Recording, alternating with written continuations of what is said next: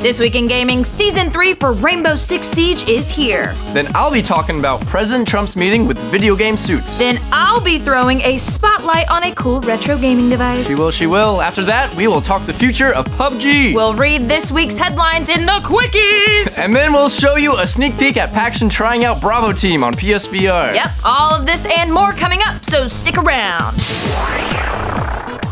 Season 3 has officially begun for the class-based tactical shooter. Not only did it add 2 new operators, it also released a time-limited alien zombie mode called Outbreak.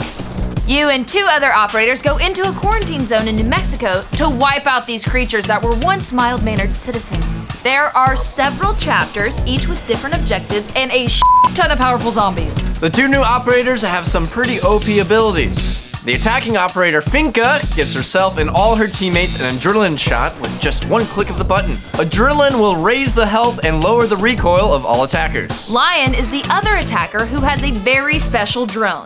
After a 3-second countdown, any moving defender will be revealed to the attacking team for a short period of time. I'm not moving. All this plus, it was announced that Rainbow Six Siege is now seeing its highest player count ever. That's saying a lot since the game didn't really do that well when it first came out back in 2015.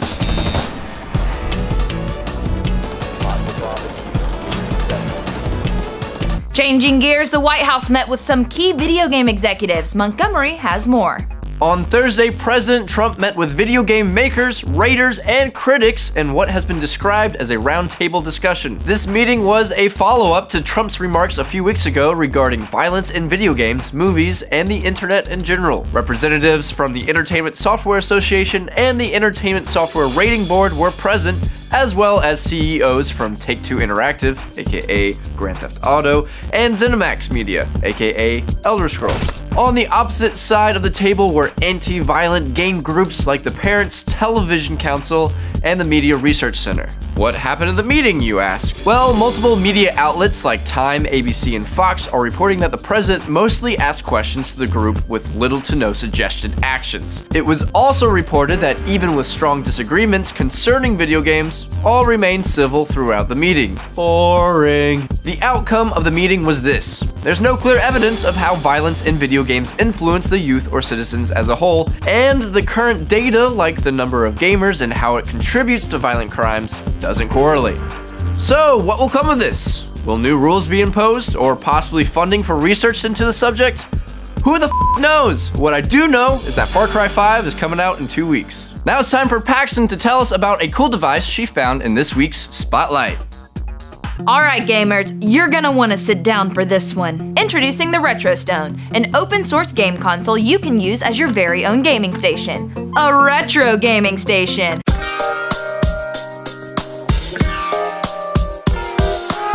You can also use this handy piece of tech to code, play, and share your games. Just last year, AB Craft released the Raspberry Boy, the kit that allowed you to build your own retro gaming console. But this company decided to go one step further and make this bad boy that comes already pre-assembled. And what's really cool about this system is that your friends can connect controllers to it, and y'all can play multiplayer games on the TV. Tight. Retro Stone comes with an HDMI output, 4 USB connectors, audio control, and gamepad controls all in one! It can run just about any gaming emulator. All you need to do is download some ROMs off the internet, legally of course, and you're good to go. Their Kickstarter is well over its funding goal with still over 20 days to go in the campaign. The estimated delivery time for the Retro Stone is June 2018 with a price tag of about $200.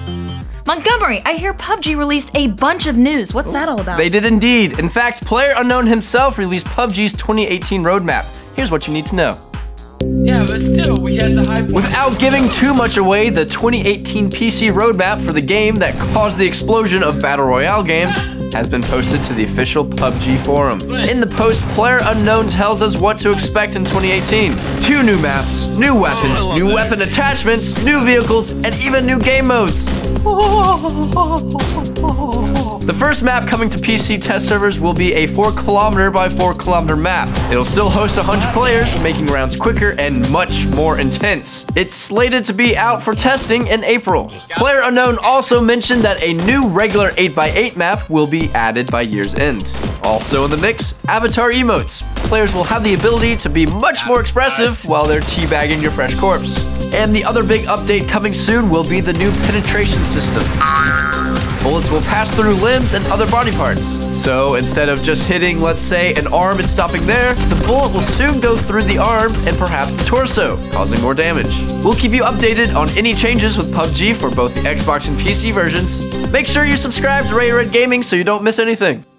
Montgomery! What? We've got to hurry. It's almost time for the Quickies! Diablo 3 will be coming to the Switch, according to Eurogamer. There's been some possible game leaks. Battlefield 5 will be set in World War II.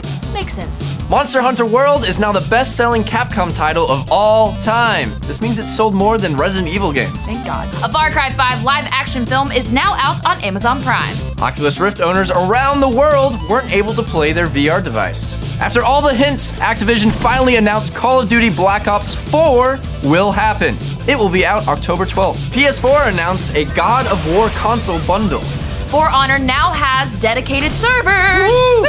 The latest update for Call of Duty World War II's permanently adds the gun game and prop hunt game modes. Fortnite Battle Royale is trying out Teams of 20 game mode.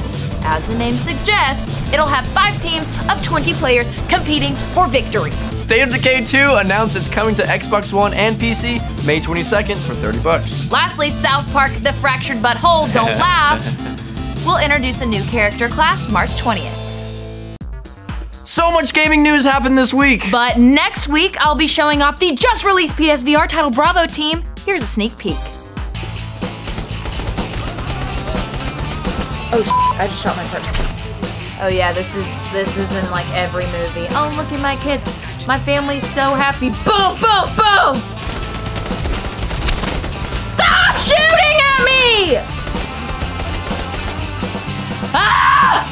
If you want to see more gameplay from Bravo Team VR, be sure to subscribe to the Rated Red Gaming's YouTube channel so you won't miss it when we post it on Monday. Ooh, we will. Yeah. Thanks for watching this week's show. Hope you enjoy gaming as much as we do. Hey, this is a new show for us and we'd love to hear what you think. So leave a comment and while you're there, let us know which games you'll be playing this weekend. I'm Paxton Elrod. And I'm Montgomery Brown.